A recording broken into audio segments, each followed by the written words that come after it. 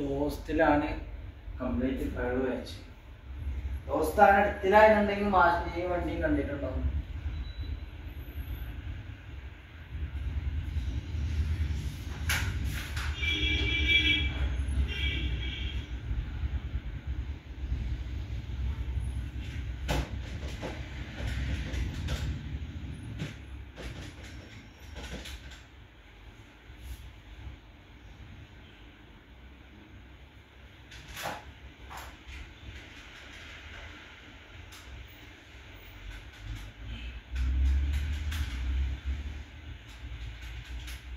വളാഞ്ചേരി കോട്ടപ്പുറത്ത് കാറും ബൈക്കും കൂട്ടിയിടിച്ച് അപകടം.